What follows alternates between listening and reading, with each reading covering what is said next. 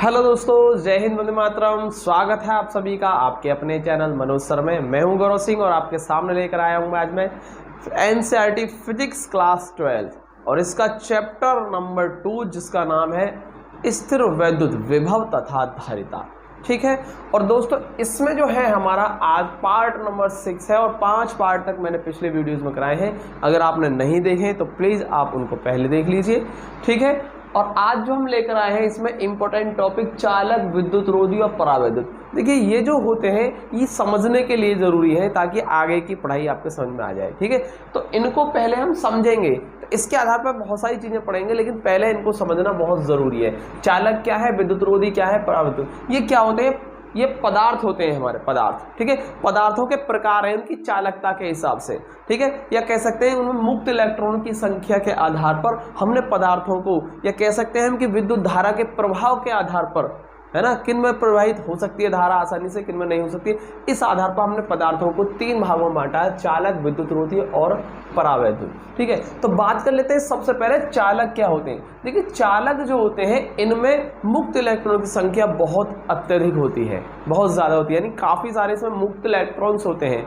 और विद्युत धारा के प्रवाह के लिए जो उत्तरदायी होते हैं वो सबसे ज़्यादा मुक्त इलेक्ट्रॉन ही होते हैं। ठीक है। तो मुक्त इलेक्ट्रॉन ही विद्युत धारा के प्रवाह के लिए उत्तरदायी होते हैं और चालकों में मुक्त इलेक्ट्रॉन की संख्या ज़्यादा होती है। अर्थात कह सकते हैं कि सामान्य ताप पर इनमें मुक्त इलेक्ट्रॉन अवेलेबल होते हैं, उपस्थित होते हैं। इसी आधार पर ये क्या करते हैं, धारा का प्रवाह अपने अंदर से कर देते हैं। ठीक है। चलिए, तो चालक समझ में आया। चालक वे सभी पदार्थ होते हैं जिनमें मुक्त इलेक्ट्रॉन की संख्या अधिक होती है तथा ये अपने अंदर से विद्युत धारा के प्रवाह को कर देते हैं, यानी इनसे होकर के विद्युत धारा प्रवाहित हो सकती है। तो ये हो गए हमारे चालक। अब बात कर लेते हैं विद्युत रोधी। विद्युत रोधी को हम अचालक भी कह देते हैं। क्या कह सकते हैं, अचालक भी कह सकते हैं। तो चालक और इसका उल्टा हो गया अचालक, यानी कि विद्युत रोधी। तो विद्युत रोधी, रोधी का मतलब होता है रोकना और विद्युत मतलब विद्युत को। जो पदार्थ विद्युत को रोक देते हैं अर्थात विद्युत का चालन नहीं करते हैं, अर्थात अपने अंदर से विद्युत धारा प्रवाहित नहीं कर सकते। क्यों नहीं कर सकते, क्योंकि इनके अंदर मुक्त इलेक्ट्रॉन संख्या नहीं होती है, यानी सामान्य ताप पर इनमें मुक्त इलेक्ट्रॉन संख्या नहीं होती है, या कह सकते हैं कि अत्यधिक नहीं होती है, कम होती है। अर्थात वे पदार्थ जिनसे होकर विद्युत धारा प्रवाहित नहीं हो सकती है वे पदार्थ विद्युत रोधी या अचालक कहलाते हैं। अब बात कर लेते हैं परावैद्युत। दोस्तों परावैद्युत जो होते हैं वो अचालक ही होते हैं, यानी परावैद्युत पदार्थ कोई नए नहीं होते हैं, ये क्या होते हैं, अचालक ही होते हैं। इनके एग्जाम्पल मैं आपको बताता हूँ। देखिए चालक के जैसे कि तांबा हो गया, चांदी होगी। चांदी तो सबसे अच्छा चालक होता है, चांदी सबसे अच्छा चालक है क्योंकि इनमें मुक्त इलेक्ट्रॉन संख्या सबसे ज़्यादा होती है। और चालकों के अगर और चालकों के तुलना की जाए मुक्त इलेक्ट्रॉन की तो चांदी में सबसे ज़्यादा होती है, अतः ये सबसे अधिक चालक होते हैं। ठीक है। सोना हो गया, पीतल हो गया, यानी जितनी भी प्रकार की धातुएं हैं, ठीक है, तो कुछों को छोड़कर कुछ हैं विशेष धातु जिनसे विद्युत धारा प्रवाहित नहीं हो सकती है। ठीक है। तो कुछ अगर एक दो कुछों को छोड़ दिया जाए तो ज़्यादातर जितने भी हमारे पास सारे के सारे जो धातु हैं वो सभी क्या होती हैं, चालक होती हैं और काफ़ी अच्छे चालक होते हैं। और चांदी इसमें सबसे अच्छा चालक होती है। ठीक है। लोहा हो गया और बाकी आप समझ सकते हैं और भी बहुत सारे, ठीक है, धातु है। अब जैसे कि विद्युत रोधी पदार्थों के एग्जाम्पल लेते हैं। विद्युत रोधी पदार्थ जैसे कि अभ्रक हो गया, अभ्रक, लकड़ी हो गई, लकड़ी, ठीक है, और कागज हो गया, कागज, ठीक है, प्लास्टिक हो गई, प्लास्टिक आदि। ठीक है। ये पदार्थ जो होते हैं इनमें मुक्त इलेक्ट्रॉन नहीं होते, अर्थात ये क्या करते हैं, विद्युत का विरोध करते हैं, अर्थात प्रवाहित नहीं कर सकते हैं। तो इसलिए कह सकते हैं इनको विद्युत रोधी पदार्थ। ठीक है। जो अपने अंदर से विद्युत धारा प्रवाहित नहीं करते वो विद्युत रोधी पदार्थ होते हैं, इनमें मुक्त इलेक्ट्रॉन नहीं होते हैं। ठीक है। बात कर लेते हैं परावैद्युत। परावैद्युत जो होते हैं वो अचालक ही होते हैं। परावैद्युत के सिरों पर हम क्या लगा दें, विद्युत क्षेत्र लगा दें। ठीक है। अगर हमने परावैद्युतों पर क्या लगा दिया, विद्युत क्षेत्र आरोपित कर देते हैं तो ये इनके पृष्ठ पर, यानी इनके पृष्ठ पर आवेश उत्पन्न हो जाता है। ठीक है। तो ये होते हैं हमारे परावैद्युत हो जाते हैं और परावैद्युत एक प्रकार के क्या होते हैं, अचालक ही होते हैं। तो आई थिंक आपको ये तीनों टर्म समझ में आए होंगे। अब मैं बात कर लेता हूँ इसके बाद नेक्स्ट टॉपिक क्या रहेगा हमारा। तो अगला टॉपिक दोस्तों हमारा चालक की धारिता। बात कर लेते हैं, देखो यहाँ पर हम जिस चैप्टर में पढ़ेंगे वो हम चालकों के बारे में पढ़ेंगे, यानी कह सकते हैं चालक की धारिता पढ़ रहे हैं हम यहाँ पर। तो किसका अध्ययन कर रहे हैं? चालकों का अध्ययन करेंगे इस चैप्टर के अंदर, ठीक है। ना हम अचालकों करेंगे ना परावैद्युतों का करेंगे, यहाँ केवल और केवल किसका करेंगे? हम चालकों का करेंगे। और सबसे पहले हम बात कर लेते हैं चालक की धारिता क्या है। देखिए धारिता शब्द का मतलब ही आपको समझ में आ रहा होगा। धारिता का मतलब होता है क्षमता, है किसी चीज को ग्रहण करने की जो क्षमता होती है, हम कह सकते हैं उसकी धारिता है। ये ग्रहण करने की क्षमता धारिता होती है। जैसे कि मान लीजिए कोई एक बाल्टी है, उसके अंदर 10 लीटर पानी ही अधिकतम आ सकता है, तो उसकी धारिता 10 लीटर हो गई, ठीक है। तो अधिकतम चीज को ग्रहण करने की जो क्षमता होती है उसको कहते हैं हम वस्तु की धारिता, ठीक है। तो जैसे कि मैंने अभी आपको एग्जांपल बताया बाल्टी का, तो 10 लीटर क्या है? उसकी धारिता है। अब बात कर लेते हैं चालक की धारिता। देखो यहाँ चालक जो ग्रहण करेगा वो क्या करेगा? आवेश ग्रहण करेगा। क्या करेगा? आवेश ग्रहण करेगा। तो किसी भी चालक के आवेश को ग्रहण करने की जो क्षमता होगी वही उसकी क्या होगी? धारिता होगी, अर्थात इसको हम चालक की धारिता कह सकते हैं। अब आपको समझ में आ रहा होगा चालक की धारिता का मतलब क्या है।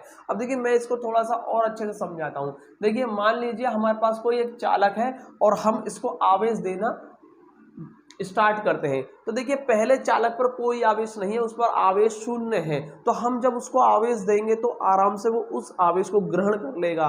लेकिन जब अगर मान लीजिए हमने उसको अगला आवेश दिया, ठीक है, अगला हम आवेश देंगे तो उस पर पहले से ही उपस्थित आवेश के कारण क्या होगा? प्रतिकर्षण का बल लगेगा, अर्थात वो आवेश ग्रहण नहीं करेगा, ठीक है। उसके बाद हम क्या कर रहे हैं?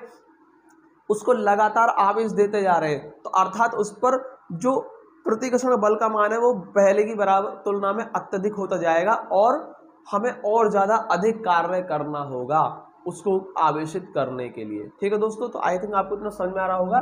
तो चालक की धारिता का मतलब मैंने अभी आपको बताया था कि क्या होता है? आवेश को ग्रहण करने की अधिकतम क्षमता ही होती है। तो मान लीजिए हमें किसी चालक को कुल आवेश क्यू दिया है और कभी भी आवेश को देने की जो प्रक्रिया है वो एक समान रूप से नहीं होती है, ये चरणों में हो सकती है। मैंने बताया ना चरणों में होती है। कैसे? हम सबसे पहले थोड़ा अच्छा आवेश देंगे, फिर उसके बाद थोड़ा और, यानी कि क्रमबद्ध तरीके से चरणों में थोड़े थोड़े चरणों में हम उसको आवेश दे सकते हैं। कभी भी एक साथ आवेश नहीं दिया जा सकता है। तो जैसे जैसे हम किसी चालक को आवेश देते जाएंगे तो जो आवेश को देने में जो किया गया कार्य है वो इसके अंदर चालक के अंदर किस रूप में इकट्ठा हो जाता है? चालक के अंदर विद्युत स्थितिज ऊर्जा के रूप में संचित हो जाता है, इकट्ठा हो जाता है। और जैसे जैसे आवेश बढ़ता जाएगा उसका विभव बढ़ता जाएगा चालक का। तो आई थिंक आपको समझ में आ रहा होगा। तो चलिए मैं आपको बताता हूँ चालक की धारिता, इसको कैसे ज्ञात कर सकते हैं, इसको मैथमेटिकली क्या इसका फॉर्मूला आ सकता है। देखिए क्या रहेगा, मान लीजिए किसी चालक को जब हम आवेश दे रहे हैं, तो जब कभी किसी चालक को हम आवेश देते हैं तो आवेश के देने से उसका विभव बढ़ता है। क्या बढ़ता है? विभव बढ़ता है। यानी कि कह सकते हैं हम जितना ज्यादा चालक को आवेश देंगे उसका विभव उतना ही ज्यादा बढ़ जाएगा, ठीक है। तो आई थिंक आपको इतना समझ में आ रहा होगा। किसी चालक को दिया गया आवेश जो होता है चालक के विभव में हुई वृद्धि के क्या होता है? अनुक्रमानुपाती होता है। तो हम इसको ऐसे लिख सकते हैं, मान लीजिए कोई चालक है जिसको हमने Q आवेश दिया और Q आवेश देने से उसके विभव में V वृद्धि होती है, तो कह सकते हैं कि चालक के विभव में हुई वृद्धि दिए गए आवेश Q के अनुक्रमानुपाती होती है। अर्थात हम इसको क्या कह सकते हैं? यहाँ से एक कांस्टेंट हमको लेना होगा, इसको हटाएंगे अनुक्रमानुपाती को तो C आ जाएगा। और यही जो होता है ना यहाँ पर C, जहाँ C क्या है? एक नियतांक है। यहाँ पर क्या आ गया? एक नियतांक आ गया। और इसी को हम कहते हैं चालक की धारिता, जिसे चालक की धारिता कहते हैं। तो देखिए यहां से हमने चालक की धारिता को निकाल दिया है और यहां से चालक की धारिता अगर C का मान निकाले तो Q/V होगा। तो यहां से हमने एक फॉर्मूला निकाल दिया चालक की धारिता का। तो ये जो चालक की धारिता जो थी, ठीक है, इसका हमने क्या निकाल दिया? एक व्यंजक निकाल दिया, सूत्र प्राप्त कर लिया, C = Q/V। अब यहां से हम चाहे तो इसकी एक और परिभाषा बना सकते हैं। चालक की धारिता की परिभाषा क्या होगी? तो देखिए ये क्या है? चालक की धारिता किसके बराबर होगी? दिए गए आवेश और विभव में हुए वृद्धि के अनुपात के बराबर होगी। तो इसको हम कैसे कहेंगे? माना किसी चालक को आवेश दिया जाता है और आवेश देने से उसके विभव में वृद्धि हो जाती है, तो दिए गए आवेश और विभव के अनुपात को ही चालक की धारिता कहते हैं। ठीक है, तो इस तरीके से हम परिभाषा निकाल सकते हैं। या इसका एक और तरीका हो सकता है, हम इसमें कर सकते हैं, यदि V बराबर कर दिया हमने 1 वोल्ट, क्या कर दिया 1 वोल्ट कर दिया, तो फिर हमारा यहाँ से क्या हो जाएगा, C बराबर Q हो जाएगा।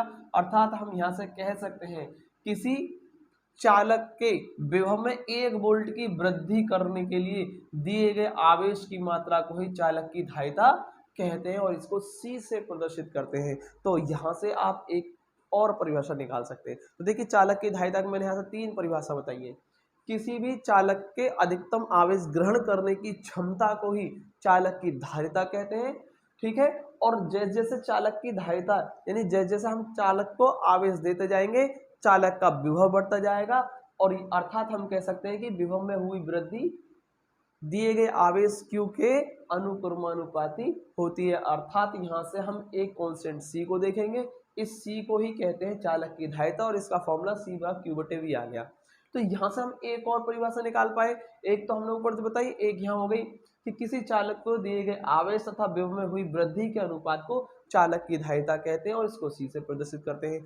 और अगर आपने इसको विभवांतर को 1 वोल्ट ले लिया, विभव को 1 वोल्ट ले लिया है, तो यहाँ से C बराबर Q हो गया। अर्थात किसी चालक के विभव में 1 वोल्ट वृद्धि के लिए दिए गए आवेश की मात्रा को ही चालक की धारिता कहते हैं और इसको C से प्रदर्शित करते हैं। तो देखिए मैंने यहाँ 3 परिभाषाएं बताई, तो तीनों में से आई थिंक जो भी आपको अच्छे समझ में आता हो आप उसको लिख सकते हैं। परिभाषा को आप नोट कर लीजिए, आप वीडियो को रोकिए, वीडियो को रोक करके आप तीनों परिभाषाओं को लिख लीजिए, जो आपको आसान लगे आप उसको याद कर लीजिए। ठीक है, तो चलिए यहाँ से अगर मैं बात करूँ इसके मात्रक की, तो मात्रक क्या हो जाएगा, इसका मात्रक दोस्तों निकलेगा इस फॉर्मूले से। तो चालक की धारिता C का मात्रक होगा आवेश का मात्रक बटे विभव या विभवांतर का मात्रक। तो यहाँ से आवेश का मात्रक क्या होता है, कूलाम होता है दोस्तों, और यहाँ से हम बात कर लें विभव या विभवांतर की, तो इसका होता है वोल्ट। क्या होता है, वोल्ट होता है। तो इसका मात्रक हो गया कूलाम प्रति वोल्ट। ठीक है, क्या हो गया, कूलाम प्रति वोल्ट हो गया, ऐसे लिख सकते हैं। या फिर इसका एक अन्य मात्रक हो गया फैरड। क्या होता है, फैरड। और वोल्ट यानी कि कूलाम प्रति वोल्ट को ही हम फैरड कहते हैं, क्योंकि फैरड ने ही इसके बारे में बताया था। तो फैरड एक साइंटिस्ट का नाम है जिन्होंने इसके बारे में बताया था धारिता के बारे में, तो उन्हीं के नाम के आधार पर हम इसका मात्रक फैरड भी जानते हैं। तो कूलाम प्रति वोल्ट बराबर हो गया फैरड के। तो यहाँ से दोस्तों हम निकाल सकते हैं 1 फैरड की परिभाषा। तो कैसे निकलेगी जरा ध्यान से देखना। देखिए अगर हमको चाहिए 1 फैरड की परिभाषा, फैरड किसकी, 1 फैरड की, तो देखिए यहाँ पर फैरड जो होता है वो जूल कूलाम पर वोल्ट के बराबर होता है। तो हम लिख देंगे कूलाम प्रति वोल्ट, कूलाम प्रति वोल्ट।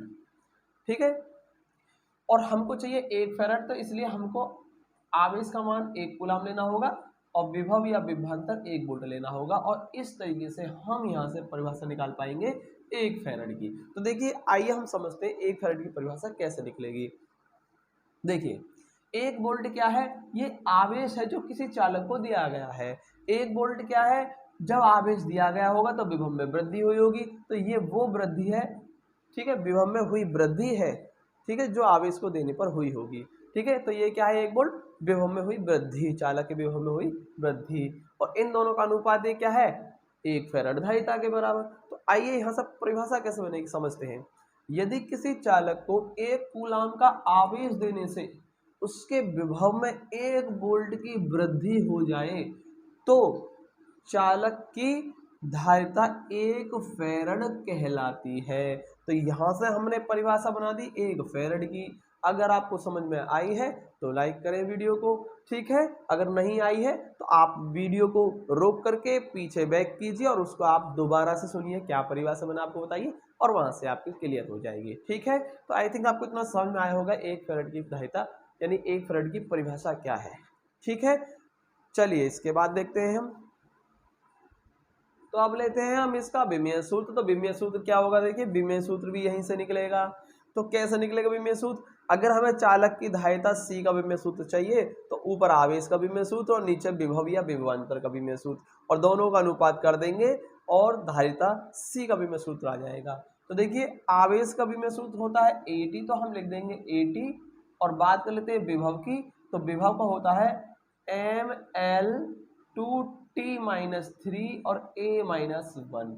तो दोस्तों इतना होता है विभवांतर का या कह सकते हैं विभव का ml/2t-3 a-1। तो इसके हिसाब से अब हम इसको सॉल्व कर देते हैं आगे।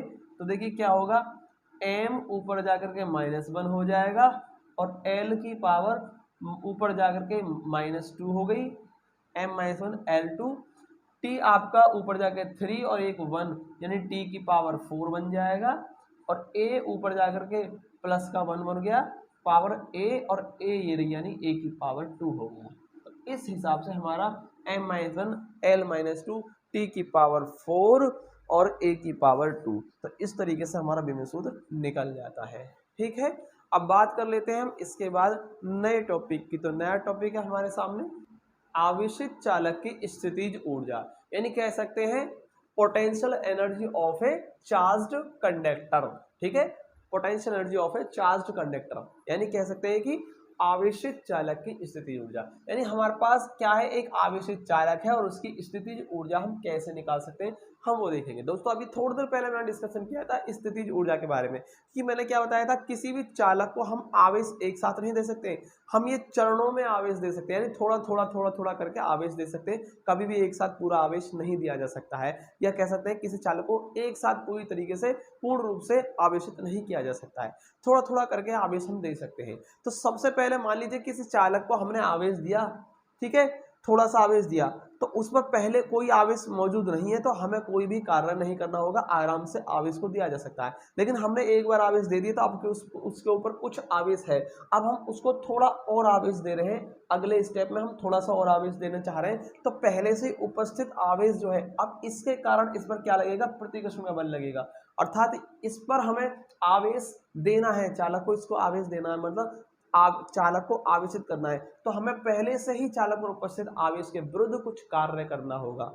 ठीक है, तब हम इसको आवेश दे सकते हैं। अब देखिए हमने आवेश दे दिया, कार्य किया और इस पर आवेश दे दिया, अब आवेश क्या हो गया, इस पर पहले से और ज्यादा आ चुका है। अब मान लीजिए अगला आवेश हम उसको देंगे तो हमको अब इन यानी कि दो बार में जितना आवेश हमने दिया है, दो प्रक्रिया में, अब उस आवेश के विरुद्ध हमें कार्य करना पड़ेगा, अर्थात इस बार कार्य का मान और ज्यादा होगा क्योंकि आवेश और ज्यादा है, तो प्रतिकर्षण बल और ज्यादा होगा, अब इसके विरुद्ध हमें और ज्यादा कार्य करना होगा। तो इस प्रकार हर बार जब हम नया आवेश देंगे तो हमें पहले के मुकाबले हर बार थोड़ा ज्यादा कार्य करना होगा प्रतिकर्षण बल के विरुद्ध में। ठीक है, तो इस तरीके से हमारा जो कार्य का मान है लगातार बढ़ता चला जाएगा जैसे जैसे आवेश हम देते जाएंगे चालक को, अर्थात चालक की स्थिति, ये जो कार्य है ना, ये कार्य जो हम कर रहे हैं आवेशित करने में, यही कार्य चालक के अंदर स्थितिज ऊर्जा के रूप में इकट्ठा हो जाता है। तो कह सकते हैं जितना ज्यादा हम आवेश देते जाएंगे उतना ही ज्यादा कार्य होता जाएगा, अर्थात चालक की जो स्थितिज ऊर्जा वो बढ़ती चली जाएगी। तो देखिए हम अगर किसी चालक की स्थितिज ऊर्जा हमें निकालनी है तो आवेशित करने में किया गया कार्य निकाल लीजिए आप, जो भी आपने आवेशित करने में कार्य किया है वही इसके अंदर स्थितिज ऊर्जा के रूप में इकट्ठा हो गया होगा, तो अर्थात आपको स्थितिज ऊर्जा निकालने की आवश्यकता नहीं है, आपको सिर्फ उस कार्य को निकालने की आवश्यकता है जो आपने आवेशित करने में किया है चालक पर। ठीक है, तो मेरा काम क्या है, चालक की स्थितिज ऊर्जा निकालना, मतलब स्थितिज ऊर्जा मैं नहीं निकालूंगा, मैं सिर्फ आवेशित करने में किया गया कार्य निकालूंगा। अगर मैंने कार्य निकाल लिया समझ जाइए वही कार्य स्थितिज ऊर्जा बन जाएगी, परिभाषा तो यही है। तो चलिए मैं इस कार्य को निकालता हूं। देखिए मान लीजिए पहली बार में हमने उसको dq आवेश दिया है, तो माना चालक को dq, देखो थोड़ा थोड़ा आवेश करके दे सकते हैं ना, तो सूक्ष्म आवेश दिया जा सकता है। ठीक है, तो मान लीजिए सूक्ष्म आवेश dq दे रहा हूं मैं, क्योंकि एक साथ आवेश नहीं दिया जा सकता, थोड़ा थोड़ा करके हम दे सकते हैं। तो मान लीजिए पहले सबसे पहले मैं थोड़ा सा आवेश dq दे रहा हूँ किसी चालक को, तो माना चालक को dq आवेश देने में किया गया कार्य है, आवेश देने में किया गया कार्य। तो देखिए दोस्तों कितना कार्य होगा, मान लीजिए कार्य कितना हुआ, dw कार्य हुआ है। ठीक है, क्यों होगा कार्य dw, अरे भाई DW कार्य का मतलब थोड़ा सा कार्य होगा, थोड़ा सूक्ष्म कार्य है, क्योंकि सूक्ष्म आवेश दे, जब आवेश ही हम थोड़ा सा दे रहे हैं तो कार्य भी थोड़ा सा होगा, उसको हम DW से प्रदर्शित कर देते हैं। तो मान लीजिए कार्य कितना हुआ, DW हुआ, और कार्य का फॉर्मूला क्या होगा, V × DQ, क्योंकि ये क्या होता है, विभव के फॉर्मूले से होता है यहाँ पर V बराबर W/Q। तो यहाँ से अगर आप W निकालेंगे तो VQ हो जाएगा, लेकिन हम आवेश Q नहीं दे रहे हैं, हम आवेश DQ दे रहे हैं, तो कार्य भी थोड़ा सा हुआ, छोटा था आवेश देने से, थोड़ा आवेश देने से कार्य थोड़ा हुआ, तो इसको हमने DW लिख दिया। तो इस तरीके से हमने कार्य निकाल दिया, कार्य कितना होगा, VDQ के बराबर होगा। आपको इतना समझ में आया होगा। चलिए यहाँ से मैं DW का मान निकालूंगा, V बराबर कितना होगा, V बराबर Q/C होगा, क्योंकि मान लीजिए जिसको हम आवेश को, यानी कहने का मतलब क्या है, किसी चालक का विभव, ये क्या है, विभव है, ठीक है। तो जब विभव है तो आवेश Q दिया है ना आपने, उसकी कुछ ना कुछ धारिता भी होगी, तो इस हिसाब से V बराबर Q/C लिख सकते हैं हम, और DQ हो जाएगा, ठीक है। ये तो आया है सूक्ष्म का आवेश DQ देने में क्या कार्य है, और हमको निकालना पूरा आवेश कितना। मान लीजिए उसमें प्रारंभ में क्या था, शून्य आवेश था, चालक के ऊपर कोई आवेश नहीं था, शून्य आवेश, और हम उसको कितना दे रहे हैं, कुल आवेश Q दे रहे हैं। तो 0 से Q आवेश देने में क्या गया, कुल कार्य हमको निकालना है। तो हम क्या करेंगे, संपूर्ण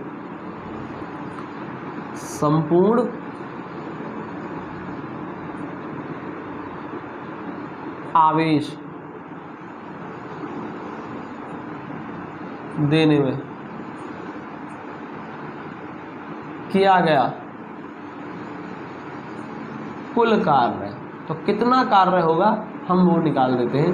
तो आपने संपूर्ण आवेश का मतलब है कि उसको टोटल Q आवेश दे रहे हैं, मैक्सिमम कुल आवेश Q दे रहे हैं, ठीक है। संपूर्ण आवेश Q आवेश देने में किया गया कार्य कितना होगा।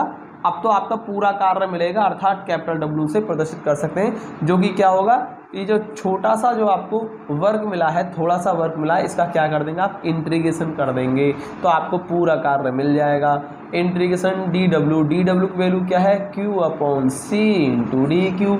और यहाँ से दोस्तों लिमिट क्या लगे, कहाँ से कहाँ तक आवेश दे रहे हैं, कि 0 आवेश था उस पर शुरू में, और कितना आवेश दे रहे हैं, टोटल Q आवेश दे रहे हैं। तो 0 से Q आवेश देने में किया गया कार्य है, अर्थात लिमिट हो जाएगी 0 से Q।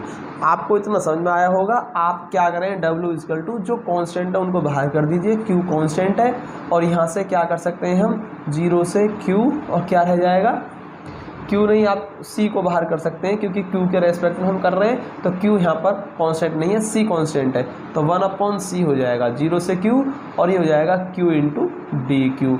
अब देखिए दोस्तों, इसकी पावर हम 1 मान सकते हैं, और यहाँ से फॉर्मूला बन गया x⁴n × dx। तो दोस्तों फॉर्मूला होता है हमारे पास x⁴n × dx, अगर इंटीग्रेशन कर रहे हैं हम x के रेस्पेक्ट में, x⁴n का x के रेस्पेक्ट में अगर आप इंटीग्रेशन करते हैं तो फॉर्मूला बनता है x⁴n + 1n + 1। तो ये क्या है, एक फॉर्मूला है, और n क्या होती है, किसी भी वेरिएबल की क्या होती है, पावर होती है। तो यहाँ पर हमारा वेरिएबल क्या है, Q है, और इसकी पावर क्या है, 1 है, तो यहाँ n की वैल्यू फॉर्मूले के हिसाब से 1 हो जाएगी। तो यहाँ से कुल कार्य कैसे निकालेंगे हम, देखिए, तो W बराबर कितना हो जाएगा, हमारा कैपिटल W है, ये कितना होगा, 1/C आपका बाहर है, और Q⁴ 1 × DQ हो जाएगा, Q⁴ यानी कि x⁴n + 1, और x का काम कौन कर रहा है, Q कर रहा है, तो Q⁴n है हमारा 1 + 1/1 + 1, ठीक है, और 0 से Q आपकी लिमिट यहाँ आ जाएगी, ठीक है। देखिए x का काम तो Q कर रहा है, और पावर n का काम 1 कर रहा है, n की वैल्यू यहाँ 1 है, तो x⁴ 1 + 1/1 + 1, और x की वैल्यू क्या है, पर Q है, हमारे हिसाब से क्या है, वेरिएबल Q है, तो Q⁴ 1 + 1/1 + 1, ठीक, हमने यही फॉर्मूला लगा दिया है। तो पूरा कार्य W जो होगा 1/C कितना होगा, Q की पावर क्या हो गया, 2 हो गया, /2, और 0 से Q। अब आप लिमिट रख देंगे, इसकी लिमिट रखने का तरीका दोस्तों बिल्कुल सिंपल है। एक बार अपर लिमिट Q की जगह Q यूज़ करेंगे, अपर लिमिट, तो Q/C 2 रहेगा, और माइनस, फिर आप लोअर लिमिट यूज़ करेंगे तो Q की वैल्यू, Q की जगह आपको 0 लिखना है, तो 0 का स्क्वायर 2, यानी कि पूरा ही आ गया आपका 0, क्योंकि 0 लिखने से पूरा टर्म 0 हो जाएगा।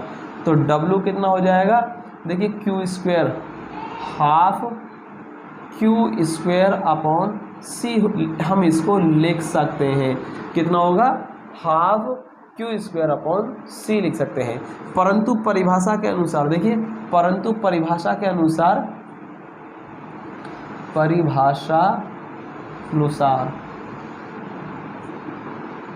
यही कार्य, ये जो कार्य हुआ है ना, ये यही तो होता है स्थितिज ऊर्जा, यही कार्य आवेशित चालक की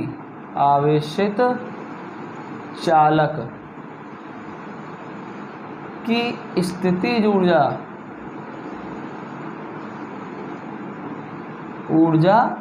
कहलाता है। ठीक है, तो आपको समझ में आ रहा होगा। तो स्थितिज ऊर्जा को हम U से प्रदर्शित करते हैं, तो इस कार्य को हम स्थितिज ऊर्जा U कह सकते हैं ना, इसलिए स्थितिज ऊर्जा को U से प्रदर्शित करते हैं, तो हम इसको U लिख सकते हैं। U बराबर होगा हाफ क्यू स्क्वायर अपॉन सी। तो इस तरीके से मैं किसी चालक की स्थितिज ऊर्जा U निकाल पाया हूँ।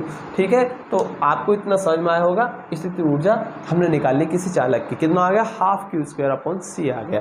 अब देखिए, अगर मैं इसमें Q बराबर सी भी जो फॉर्मूला होता है उससे Q की वैल्यू निकाल के यहाँ रख दूँ तो एक और फॉर्मूला आ जाएगा। तो मैं इसको यहाँ से रफ कर देता हूँ, आप इतना नोट कर लीजिए। यहाँ से थोड़ा सा रफ कर देता हूँ ताकि मैं कुछ और भी नया इसमें कुछ कर पाऊँ। तो देखिए, कुछ थोड़ा सा चेंज कर पाऊँ, इसलिए